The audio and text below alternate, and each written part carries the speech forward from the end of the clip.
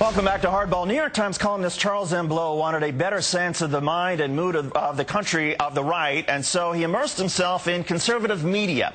He wrote in Saturday's New York Times, "My read, they're apocalyptic. They feel isolated, angry, betrayed, and besieged, and some of their leaders seem to be trying to mold them into militias."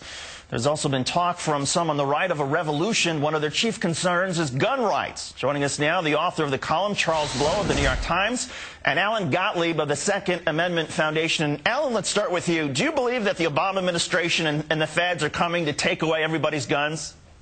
I believe that's what they'd like to do. I don't think we're going to let them get away with it. But if you look at Obama's record back from when he was a state senator... To be honest, do you believe that that's what they're planning? Do you believe that they are planning to come and take everybody's guns away? Well, let's put it this way. Attorney General Eric Holder has already made that announcement that he'd like to do it. Hillary Clinton's talked about it. Where did he make the announcement? Where did he say he's coming to take your guns away? He'd like to put back in a ban on so-called assault weapons, or what we call sport utility. Right, but that's very different from taking everybody's guns away, which is the kind of stuff Glenn Beck and Rush Limbaugh and others have said. And the reason I ask this... Well, hold on a second.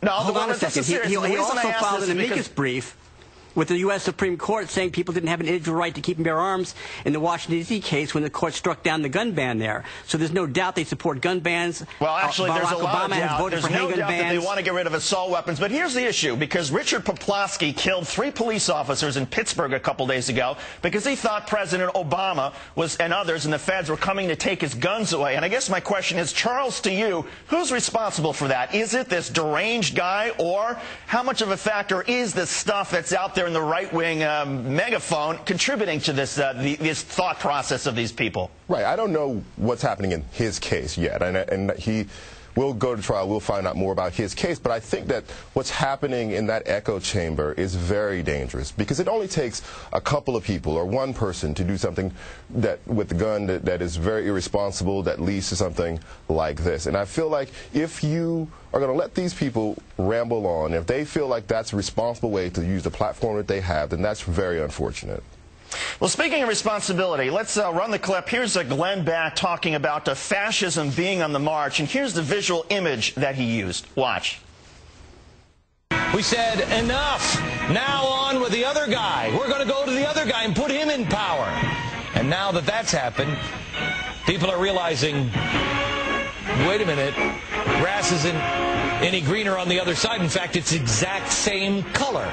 Americans on both sides now are saying, hang on, haven't I seen this movie before?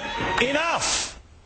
Alan, what's your reaction to that? Putting aside whether you think the Obama administration is right or wrong on their gun policy, when somebody uses Nazi imagery to try to make any point about the political discourse now, is that ever appropriate? Well, let's put it this way. It pales into insignificance compared to the vitriol aimed at President Bush by Obama and his supporters. But if you look at the recent Pew Research poll... Alan, name one supporter... Wait, if you look at the recent Pew Research poll put out on polarization, Barack Obama is the most polarizing president that we've had in over 4 decades. And whose fault is that? Whose fault is that, Alan? I think it's Barack Obama's fault. It's his rhetoric and his supporters. His rhetoric, which is causing people to use Nazi imagery. Here's my issue. Nationalizing the banking industry, calling for socialization.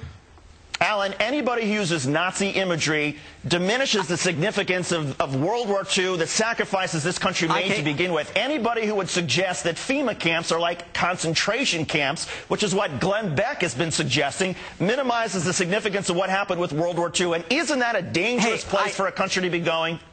I agree it minimizes it. So it's just like Barack Obama's supporters minimized a lot of things by claiming we were becoming a police state under George Bush. The same kind of rhetoric they use, the same kind of imagery they use. The bottom line is this doesn't help at all, but when it comes right out of the White House with programs, policies, economic things that scare the hell out of the American people, in politics, every reaction has an opposite and equal reaction. And you're seeing a reaction to what the Obama administration is doing. So, Charles Blow, your reaction to the idea that somehow it's Barack Obama's fault that some in the right-wing echo chamber are using Nazi symbols to get people riled up? I think that argument's laughable. I mean, I think that what we have to remember about this particular issue is, if you scrape the bottom on the left or the right, either one of those barrels, you're going to come up with something ugly. The problem is when people with a bigger reach than just the people in the blogs online start using this kind of language, this kind of imagery, and at the same time pushing people out to say, Barack Obama is going to take away your guns. And so the reason that people start to buy the guns is because they're afraid of the government. That is a very dangerous combination of events. People have legitimate reasons to be fearing the government right now. It's nationalizing industries. It's nationalizing industries. It's trying to control people's health care. It's infringing on gun rights in lots of different ways with executive orders and things the administration is doing behind the scenes. Believe me, there's a lot of fear out there, and it's being propagated by administration. All they have to do is come out and say, we're not going to do these things, and we should confront that fear fine. With guns, and we should confront that fear with guns. No, I'm not saying confront the fear with guns, but that doesn't mean you can't own one. And if you think the government might take your rights away from you, you want to try and exercise them before that happens. It's a normal reaction. Everybody does it, left or right. In fact, a lot of people buying guns, the first-time gun owners, happen to be liberal Democrats. Okay, a lot of people buying guns are also not liberal Democrats.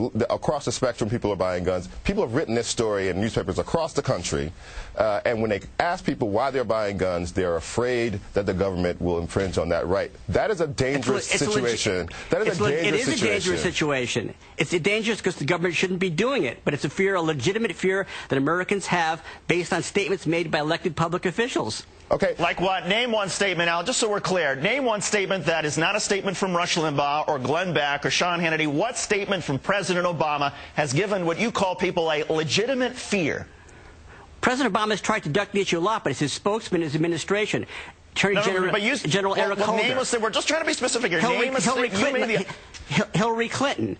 I mean, blaming Americans' gun ownership, blaming Americans who own guns for the crime happening in Mexico, which is totally absurd.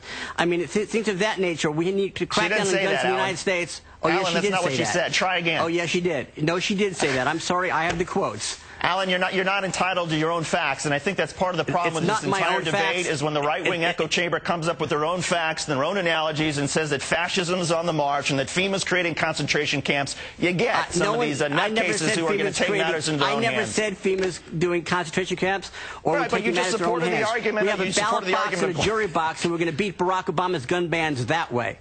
Well, that's the right way to do it. I just can't understand why so many people don't understand that. In any case, but we have every right to organize our people and get them active and get them energized so they know what's happening.